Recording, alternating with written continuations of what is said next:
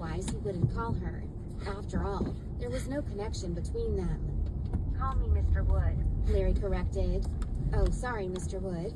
Why did you call me so late at night? Have you made your decision? Mia asked. Yeah, I'm having a relapse of my illness right now. It's really uncomfortable. Larry admitted. Larry's illness was actually the result of an old injury, getting seriously infected. Many years ago, he was shot. Because the bullet was stuck in a very dangerous part of his body, he didn't have surgery to remove it. As a result, the injury hurt him every once in a while. Over the past few years, he had tolerated the pain, but it was becoming more and more uncomfortable.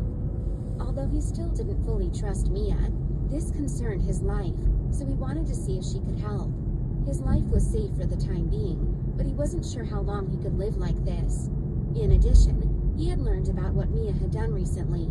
She wasn't only good at gambling and fighting, but was also excellent at studying. It even made him think she might not be the same girl he knew before. He thought perhaps Mia hid her talents until she ended her engagement with Elijah. As for why she did that, Larry didn't know. Only Mia knew. Do you need me to treat you right now? Mia offered. You can come over and have a look first. I'm in the casino, the same private room where we met before. Larry said. Mia mentioned his hidden illness before, but she didn't mention any details, so he wasn't sure whether she knew how he was injured. He decided to trust her after she treated him. Great. Please wait for a while. I'll be right there, Mia agreed. Although it was late, she didn't feel tired at all. I'll arrange for someone to pick you up, Larry offered. After all, he needed her help, and he wouldn't take it for granted. No need. I'll take a taxi, Mia replied. Since she said that, Larry didn't insist. He responded, Fine. My secretary will wait for you at the door. You've met him. Without connections, outsiders couldn't go to the VIP private rooms, so Larry needed to send someone to meet her. Sure, Mia acknowledged. After hanging up, she changed into casual clothes and put on a baseball cap and a mask. Then she jumped out of the window so swiftly that no one saw her. Before long, Mia arrived at the casino. After entering the building, she directly went to meet Larry's secretary, who guided her inside. Larry's secretary was his henchman, so he was aware of Larry's hidden injury and the reason why Mia came. In fact, Larry had ordered him to conduct an investigation about Mia, so he was also surprised by Mia's sudden change. However, he doubted whether she could really heal Larry. Nevertheless, if Larry wanted to try it, he wouldn't stop him. Larry's secretary took Mia to the previous private room she had been in.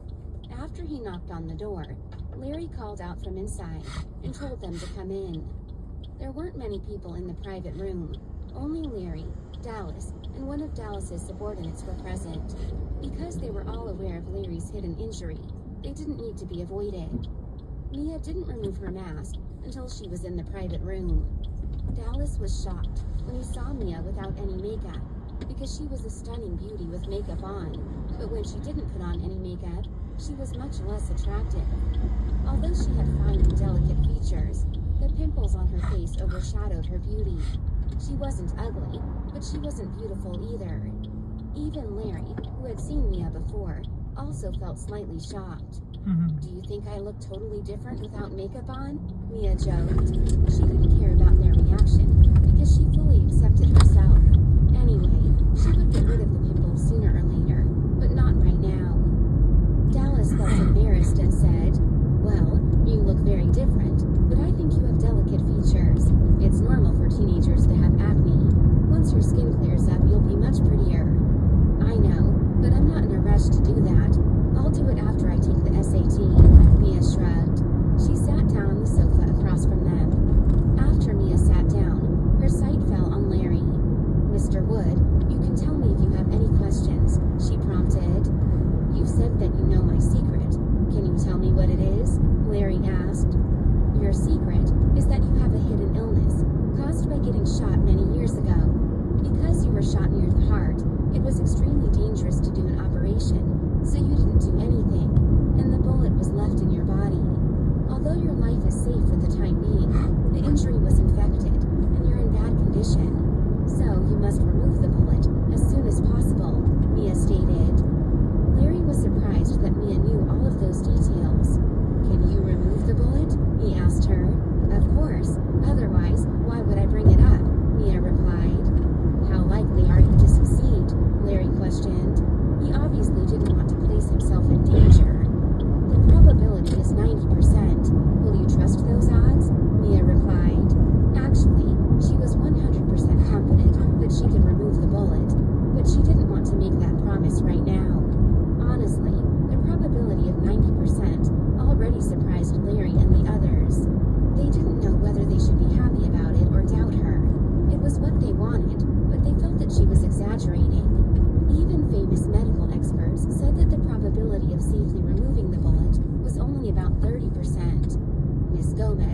joking? Larry's secretary asked. He seriously doubted her words. Of course not. Why would I joke with Mr. Wood? What would I get from that? Mia retorted. I feel more anxious precisely because you want nothing, Larry's secretary replied. In that case, why don't you pay me? Let's see, how much should I ask for? Mia said, seeming to carefully think about it. Larry's secretary was slightly displeased. Larry interjected. Miss Gomez, as long as you can heal me, even if you ask for nothing, I'll still give you a high remuneration. However, if I get worse because of you, I won't hesitate to pay you back, even though you are Vincente's niece. In fact, I think that even your uncle would suffer a negative consequence because of you. I know you say that you're willing to help me out of kindness, but we have different perspectives, so I hope that you can understand me.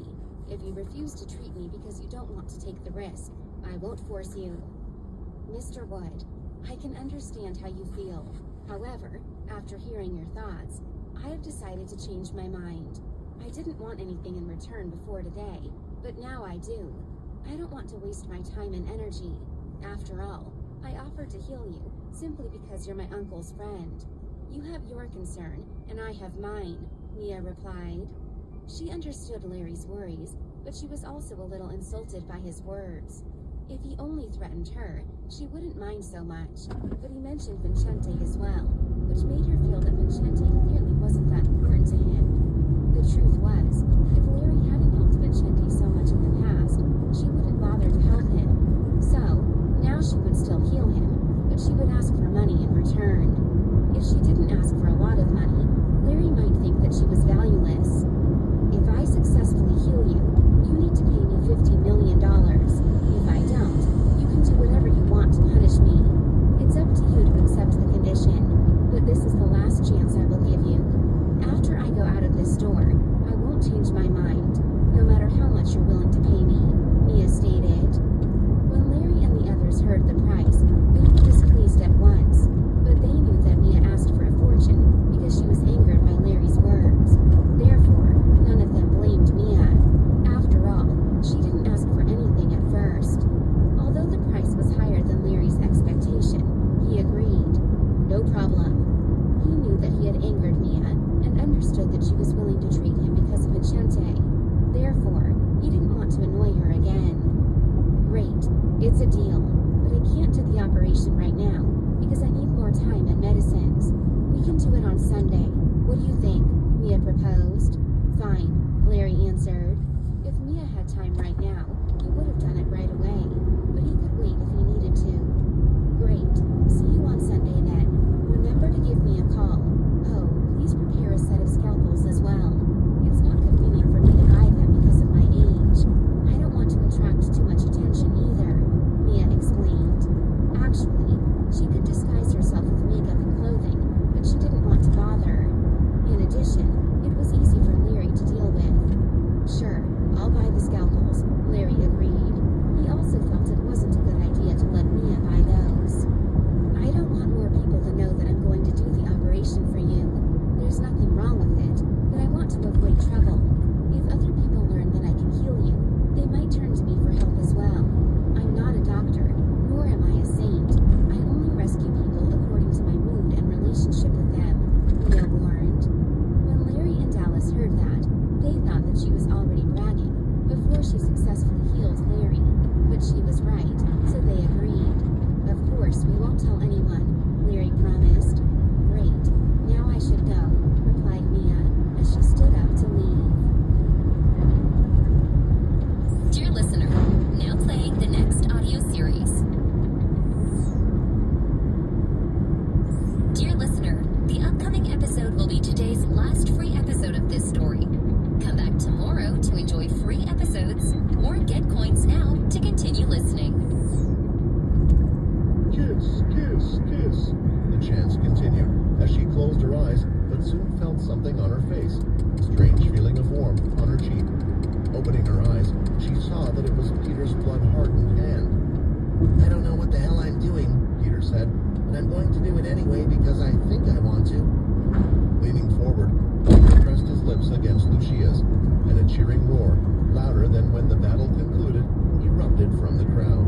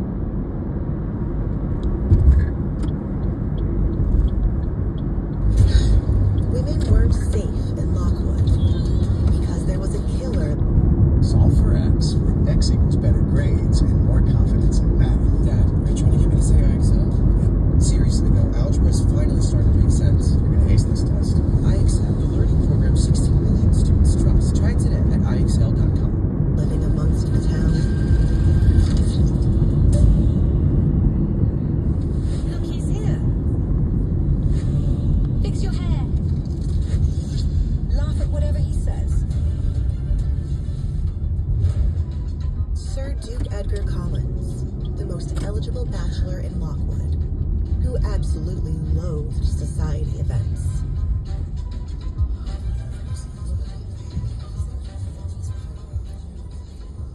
Kill me now. Duke Edgar! A bold mother pushed her daughter towards the Duke as he passed by them. Please spend the night with my daughter. I think you'll find she'll make an excellent wife. All eyes were on the three of them, as Duke Edgar was the main topic for the night. I wasn't aware that your daughter works in the red light district. My daughter's a virgin. Duke Edgar stepped to the left to pass the disappointed mother and daughter. He had only arrived less than 3 minutes ago, and he had now already been accosted by nearly every mother in the room, ever since it was announced that he was looking for a wife. The culprit behind the rumor was none other than the scheming king, who had nothing better to do than to ruin the life of his friend. It was no surprise the women had accepted the rumors and pushed their daughters to try and catch the Duke as their husband.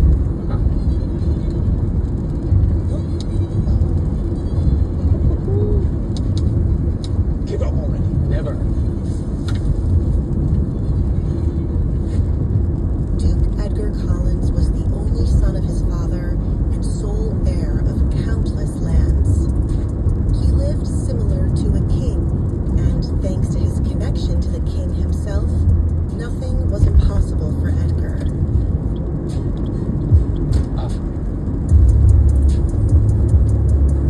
The finest silk from China. He was said to be a cunning, dangerous man.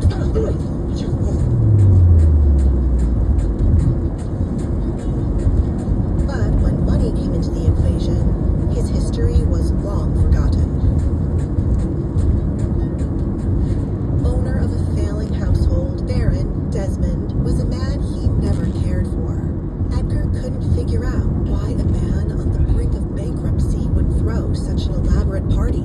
Duke Collins. Edgar didn't miss the way the Baron announced his name like he was a young girl making her debut at a ball.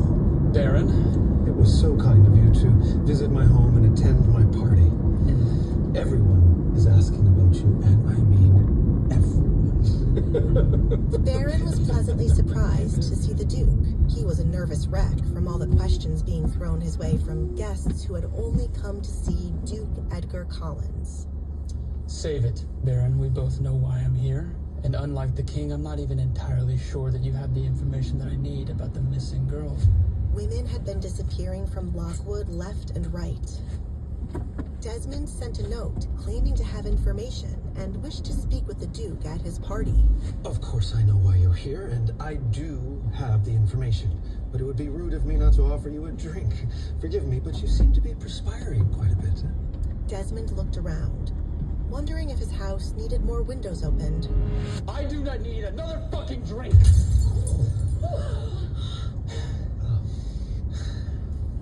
Now, let me tell you what I do need. You see, I might have a lot of time on my hands these days, but I still don't like when it's wasted. If you brought me here just as entertainment for your guests, I will see to it that you hang in the morning. I'm sorry. Desmond cried out as the Duke lifted him up by his collar, his feet dangling off the ground as he was pressed into the wall. He heard the Duke was a monster, but thought of it as a joke. Sorry. He tightened his grip around the Baron's neck. That sounds like you are confirming that you do not have the information that I need. Do you know how easy it would be for me to break the neck of such an old man like you? Is this the entertainment that your guests wanted? Desmond felt the hairs on his body stand tall as Edgar's cold breath blew against his skin. I have the information. It's right upstairs. Gee, why didn't you just say that before? Did you wish for me to kill you? No, Duke. I should have brought it right away. Forgive me. Can you let me down, please?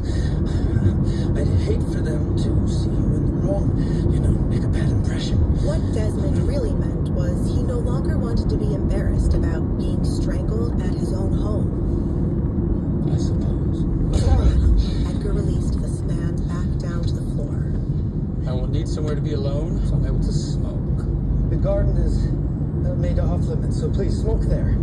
However, my daughter would love to have a moment with you. If you could just spend a few minutes with her outside. Do I look like a shooting star to you, Baron? Baron Desmond was completely puzzled.